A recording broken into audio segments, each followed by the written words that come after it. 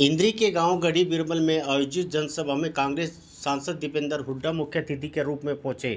कार्यक्रम की अध्यक्षता इंद्री के पूर्व विधायक राकेश काम्बोज ने की। इस मौके पर पूर्व विधायक राकेश काम्बोज सहित कांग्रेस कार्यकर्ताओं ने पगड़ी पहनाकर उनका जोरदार स्वागत किया। सभा को संबोधित करते हुए दीपेंद्र हुड्डा ने राज्यसभा चुनाव को लेकर भाजपा व अन्य दलों पर जमकर निशाना साधा। उन्होंने दावा किया कि कांग्रेस के 5 विधायकों ने क्रॉस वोटिंग की है, जिसकी पूरी रिपोर्ट नामों सहित पार्टी हाईकमान को भेज दी गई है। उन्होंने कहा कि जल्द ही सभी नाम सार्वजनिक किए जाएंगे। हुड्डा ने आरोप लगाया कि भाजपा ने चुनाव जीतने के लिए हर संभव प्रयास किया और कांग्रेस प्रत्याशी करमबीर बोध को हराने के लिए विधायकों पर दबाव बनाया गया। उन्होंने कहा कि बड़े बड़े नेताओं द्वारा फोन कॉल कर विधायकों को विभिन्न प्रकार के प्रलोभन दिए गए हैं और उन्होंने प्रभावित करने की कोशिश की गई है। कांग्रेस के कार्यकारी अध्यक्ष रामकिशन गुर्जर के इस्तीफे पर प्रतिक्रिया देते हुए हुड्डा ने कहा कि यह कदम पार्टी की कार्रवाई से पहले उठाया गया। उन्होंने यह भी कहा कि नारायणगढ़ से विधायक शैली चौधरी द्वारा क्रॉस वोटिंग किए जाने के कारण यह स्थिति बनी। सबसे पहले हम बहुत बहुत बधाई देते हैं राकेश कंबोज जी को, जिन्होंने अपने सभी जो कार्यकर्ता, जिन्होंने इंद्री हल्के के कार्यकर्ता, जिन्होंने इनके लिए दिन रात मेहनत करी और इंद्री हल्के में आज एक विशाल सभा रख के सबके लिए जो है सबका मान सम्मान किया, सबका धन्यवाद किया और एक हौसला दिखाया और बड़ा अच्छा जो आपने देखा कि बहुत अच्छा इन्होंने कार्य किया। तो मैं राकेश जी को इस बात पे बधाई देता हूँ और इंद्री हल्के के सभी कार्यकर्ताओं का इस अवसर पे, कांग्रेस के कार्यकर्ताओं का, जिन्होंने चुनाव में अपनी तरफ से कोई कमी कसर नहीं छोड़ी, उन्होंने पूरी मेहनत करी, उनको हम धन्यवाद करते हैं, उनको बधाई देते हैं कि इंद्री के विधानसभा क्षेत्र के कांग्रेस के कार्यकर्ताओं ने बहुत अच्छा चुनाव लड़ा। विधानसभा क्षेत्र में, विधानसभा में कई परेशानियों का सामना भी करना पड़ा हमारे उम्मीदवार को। इनकी हेल्थ थोड़ी ठीक नहीं थी उस समय, तो हमारी इनकी जो बेटी थी अपूर्वा, उन्होंने अपना चुनाव की कमान संभाली कई दिन। उस सब के बावजूद कार्यकर्ताओं ने चुनाव अपने आप इन्होंने लड़ा। तो आज ये सारे कार्यकर्ता बधाई के पात्र हैं और धन्यवाद के पात्र। राज्यसभा में आपको देखिए, हमारे जो है राज्यसभा में 5 हमारे जो ऐसे विधायक निकले जिन्होंने क्रॉस वोट करी है और उनके नाम, उनकी सारी रिपोर्ट ऊपर जा चुकी है। धीरे धीरे उनके सारे सबके एक के नाम आपके सबके सामने आ जाएंगे। बहुत ही भारी साजिश षड्यंत्र रचा गया, सारे अनैतिक हथकंडे अपनाए गए भारतीय जनता पार्टी द्वारा एक गरीब घर से आने वाले हमारे उम्मीदवार करमबीर बोध को हराने के लिए। एक राज्यसभा सीट में बीजेपी का कुछ नहीं, आज इतनी बड़ी सत्ता है बीजेपी के पास, लेकिन लोकतंत्र का ऐसे गला घोटा जाए, साम दाम दंड भेद का प्रयोग किया जाए। विधायकों के पास कोई विधायक नहीं बचा होगा जिसके पास इस तरह के कॉल नहीं आए होंगे।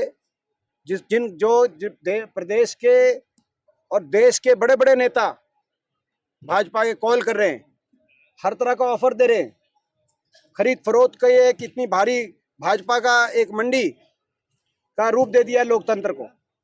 और उसके बाद जो खरीद फरोख्त के काबू नहीं आ रहा उसको धमकियां दे रहे हैं, धमकियां तक कि फला विधायक को अंदर कर दिया था, फला विधायक को अंदर कर दिया था, आपको भी अंदर ठोक देंगे। कोई जिन पे मुकदमे हैं उनको और ज्यादा तो प्रेशर। और जब ये सब फेल हो गया तो उसके बाद धक्का पूरी तरीके से जो इनवैलिड वोट जो की गई, पहले परमवीर जी की हमारी इनवैलिड वोट की गई जी, बिल्कुल उनकी वैलिड वोट है। उनका वीडियो पूरा पूरा प्रदेशवासियों को दिखाया जाए। मेरी ये मांग है, परमवीर जी की वोट डालते हुए का वीडियो पूरे प्रदेशवासियों को दिखाया जाए। उनकी पूरी वैलिड वोट है, उनकी वोट इनवैलिड करी। उसके बाद और भी हमारी जो 3 ऐसी वोट कि भाई जो है अपना कहीं कैसे ना कैसे करके, जो हमारे चुनाव अधिकारी यहाँ बैठे हुए थे, पंकज अग्रवाल उनका नाम है, मैं उन्हें कहना चाहता हूँ कि चंडीगढ़ के मेयर चुनाव में जो एक मसीह नाम का एक अधिकारी था, जिन्होंने वहां पर पार्षदों की वोट चोरी करने की कोशिश करी, लेकिन इन्होंने यहाँ पे विधायकों तक की वोट चोरी करने की भी कोशिश करी। लेकिन उसके बावजूद जीत सच की हुई, जीत अच्छाई की हुई, जीत कांग्रेस पार्टी की हुई। और इन सारी ताकतों को हराते हुए दिल्ली के अंदर राज्यसभा में जाकर शपथ लेंगे तो हमारे भाई करमबीर नामदल कह रहे हैं कि मैं हाईकोर्ट जाऊंगा, जो परमवीर का वोट है वो गलत है, हुड्डा साहब को दिखाया गया। परमवीर का वो तो वोट तो हुड्डा साहब को दिखाना ही था, जो थे भरत बेनीवाल का। वो भी दिखाया, ये तो दिखाना जरूरी है ही। वो देखो, छीनने की कोशिश की वो है ऐसा हुड्डा है, साहब ऐसा है कि भाई आप जो है इस बात को आप खुद समझो कि आज ये बड़े हास्यास्पद बयान दे रहे हैं। धक्काशाही, अगर मैं समझता हूं कि इस तरह की धक्काशाही देश के अंदर आज हरियाणा ने रोक के लोकतंत्र की लाज बचाई है। हरियाणा के वो विधायक, जो विधायक अपनी कसौटी पे खड़े रहे, मैं उन विधायकों को बहुत बहुत बधाई देता हूं कि जो 32 विधायक जो इस खरीद फरोख्त और इस भाजपा के कोई लोकतंत्र के गले घोटने की साजिश का जिन्होंने सामना किया, वो 32 विधायक खड़े रहे। आज मेरा मानना है कि इन विधायकों का भी सम्मान देशवासियों और प्रदेशवासियों की नजर में बढ़ना चाहिए। ठीक बात है, जिन विधायकों ने गद्दारी करी है उन विधायकों के खिलाफ पार्टी तो कार्रवाई करेगी, लेकिन जनता भी उनको कभी बख्शे ना। लेकिन मैं जनता से कहना चाहता हूं, जो विधायक ईमानदारी से खड़े रहे हैं, उनके प्रति भी जनता में सम्मान का भाव बढ़ना चाहिए। देखिए, कहीं ना कहीं धमकाया गया उनको भी। देखिए, ये जो अपना जो आपने रामकिशन गुर्जर जी की बात करी, उन्होंने इस्तीफा दिया है क्योंकि एक जो क्रॉस वोट है वो शैली चौधरी जो है नारायणगढ़ से विधायक, एक क्रॉस वोट उनका है। तो उन्होंने जो पार्टी की कार्रवाई की प्रक्रिया से पहले उन्होंने इस्तीफा दिया, और ये इस्तीफा तो बाकी जो है सभी को देना चाहिए। अपनी विधानसभा की जो है उनकी सदस्यता से जो है, अगर आपने इतनी गद्दारी करी है तो ये दम भी दिखाओ, इस्तीफा दो। तो एमएलए को देना चाहिए सर, गुर्जर जी ने क्यों दिया? वो उनके हस्बैंड है, ठीक है, उनके हस्बैंड है वो। आप उनके हस्बैंड है, इसमें क्या है अपना, उनके हस्बैंड है। उनने मिलके बीजेपी कह रही है सर,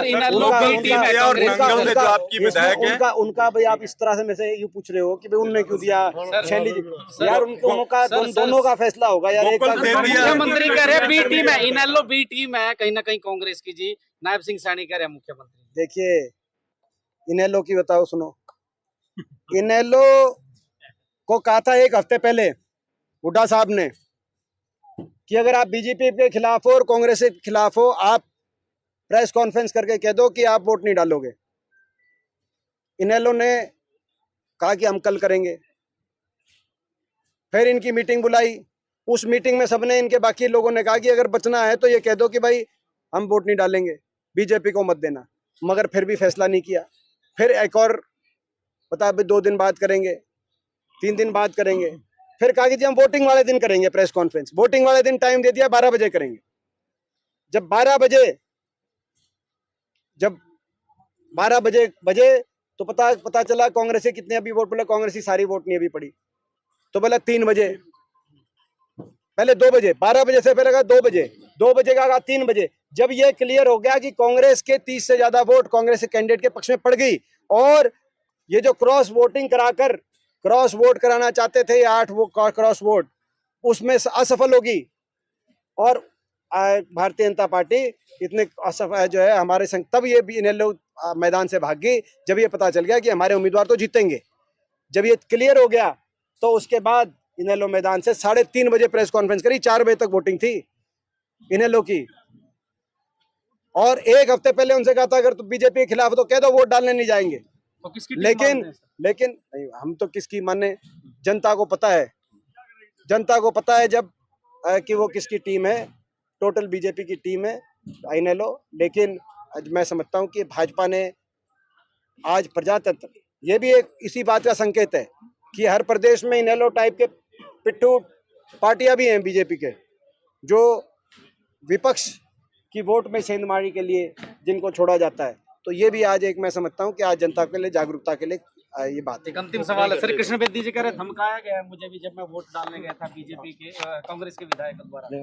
देखिए, वहाँ पे जो मेरी जानकारी है वो जो है उसमें भाई जब वो वोट वहाँ पे हो रही थी तो हमारे कैंडिडेट करमवीर बौद्ध जी का और उनका कोई आर्गुमेंट हुआ था कृष्ण बेदी जी का, क्योंकि वो हमारी वोट धक्के से इनवैलिड कर रहे थे। इस बात को लेके कोई आर्गुमेंट हुआ था। धन्यवाद।